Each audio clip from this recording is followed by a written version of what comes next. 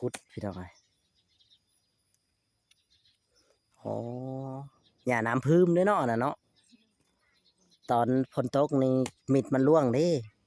มันอาจสิหลายตอนตะกี้มันก็สิบ่มีแบบว่าหน้าแล้งมันก็หายากอ๋อนี่แหละพี่น้องเนาะให้เพิ่นเฮ็ดพอแล้วบ่นี่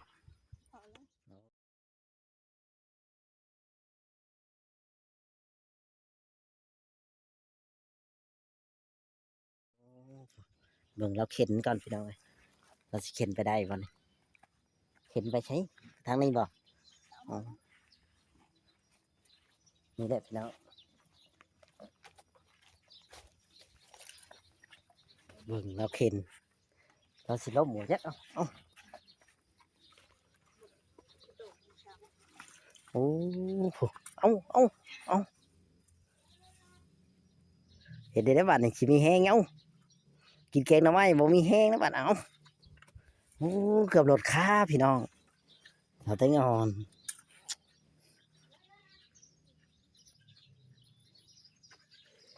โอ้โหขี้ต้มเนี่ยมาแล้วเปียกน้อยเดียวนี่แหละพี่น้องเบิ่งเพิ่นเข็นไปใส่อ๋อ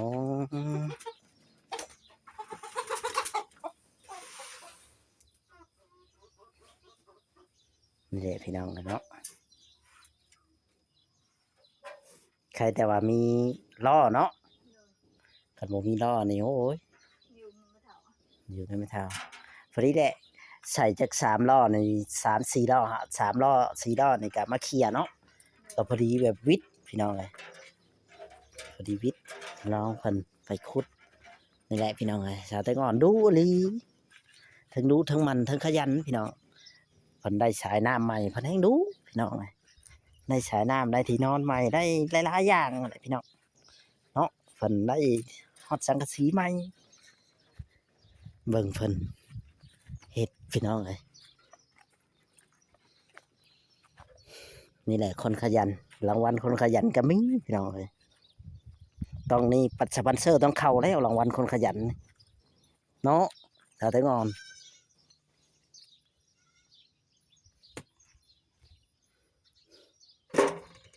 โอ้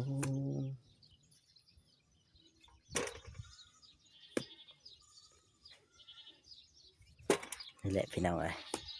เพิ่นก็ต้องเฮ็ดถ้าบ่เฮ็ดก็บ่มีไผเห็นเนาะชาวแตงกันเนาะต้องเฮ็ดเอาค่อยเฮ็ดไปแล้วก็ได้พี่น้องเอ้ยใครแต่ผลมันบ่ค่อยตกมื้อนี้มีโอกาสแน่มีเวลาเนาะ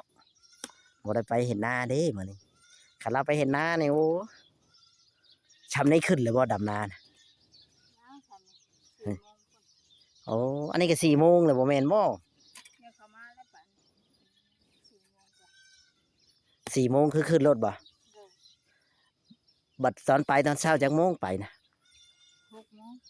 6 โมง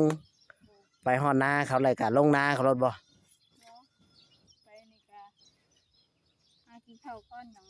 อ๋อกินข้าวเพิ่นเฮ็ดกินไว้ท่าบ่หรือว่าจังไดอ๋อกินไว้ท่าแล้วก็ไปฮอดก็กินข้าวแล้วก็ยังลงเนาะอืมเพิ่นไปฮอดกินข้าวยังลงแล้วลงประมาณ8 โมงบ่8 โมงบัดตอนเที่ยงขึ้นจักโมงจ้ะฮะ11 โมงตรงบ่อ๋อเดี๋ยวว่าสิคันสมมุติว่ามันยังบ่แล้วเล็กๆน้อยๆนี่ก็ต้องดำให้มันแล้วบ่ถึงเวลาก็บ่ได้ขึ้นแม่นบ่อ๋อมันก็เทินแหละเนาะมันเหลือน้อยบ่หลายก็ต้องเมาให้ช่วยเพิ่นอืมเพิ่นให้พิเศษบ่หรือว่าเฮาดำบ่แล้วหรือว่าให้ซ้ำเก่าอ๋ออ๋อคันแม่นดำนากับโลกาน่ะเจ้ามักตัวใดที่สุดน่ะสำหรับเจ้าอ่ะดำนา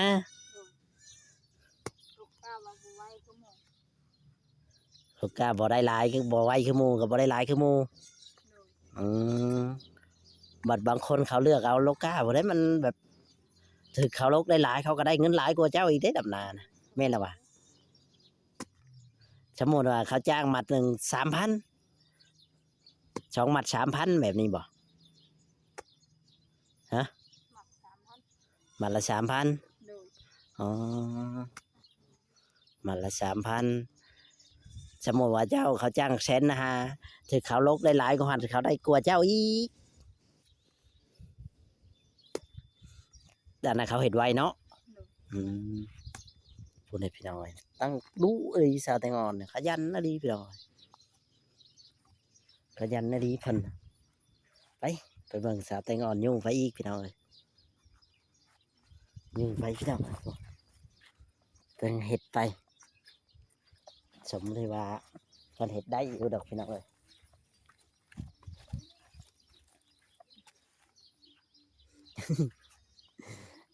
พ่อแม่ที่ให้แล้วก็จักสาวแตงอ่อน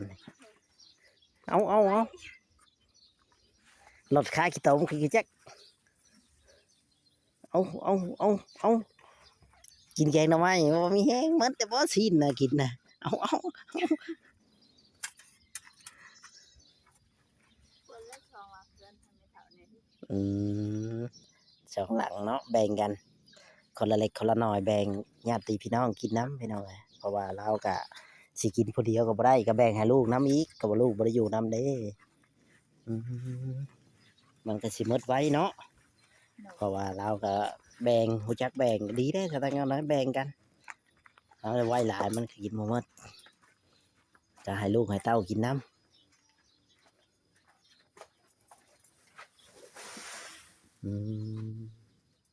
นี่แหละพี่น้องเอ้ยเราขยันเฮ็ดดีๆขยันพี่น้องเอ้ยสาวแตงอ่อนสมเราขยันสมเราไปมักเฮ็ดเวียกเฮ็ดงานนี่ไผก็มักนี่แหละพี่น้องเอ้ย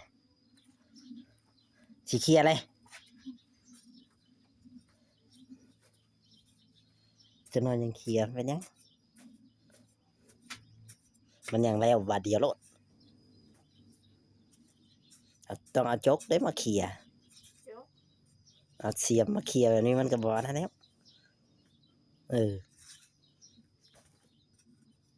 นี่แหละพี่น้องเพิ่นเคลียร์แล้วค่อยเคลียร์ไป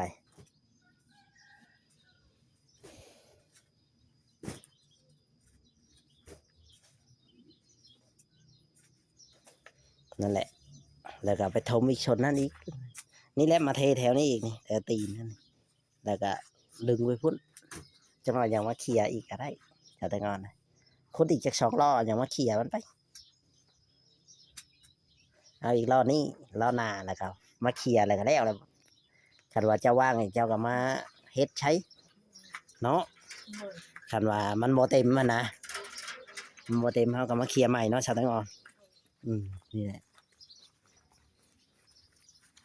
เอาอีก2 ล้อพี่น้องเอ้ยเนาะน่าสิเพิ่นเคลียร์อาจสิแล้วแหละบัดนี้พี่น้องเอ้ยอืมดุอีหลีพี่น้องเอ้ยชาวแตงอ่อนบ่ได้ขี้คร้านจักดีผู้เพื่อนเพิ่นสมว่านั่นแหละคนดุพี่น้อง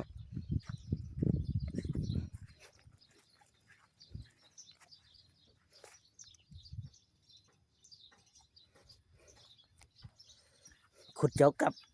กับดำนาแบบนี้ตัวได้เมื่อยกว่ากันชาวแตงอ่อน คนโจ๊ก ขุดจกเมื่อย หนู ดำนาคือว่าบ่เมื่อยฉัน มันหลายคนเด้มันหลายคนขุดจกวัดผู้เดียวเมื่อยโอ้สาวแตงอ่อนขุดจกผู้เดียวแล้วเมื่อยพี่น้องเอ้ยดำนามันหลายคนนะว่าบ่ปานใดธรรมดานี่แหละพี่น้องเอ้ยรางวัลคนขยันไผเห็นสาวแตงอ่อนเห็ดแบบนี้เราเห็ดกินก็เป็นเห็ดหัดเห็ดนี่ก็เป็นพี่น้องเอ้ยดำนาก็เป็นหนึ่งเขาวเป่าไผ่แต่เราเสียแต่อย่างเดียวเราหากินบ่เป็นพี่น้องเอ้ยเพราะว่าเราบ่เคยหากินเนาะชาวแตงอ่อน โดย สียอย่างเดียวนั่นเราบ่เคยหากินอย่างอื่นเราเฮ็ดเป็นหมดอย่างอื่นเราเฮ็ดเป็นเราหาเป็น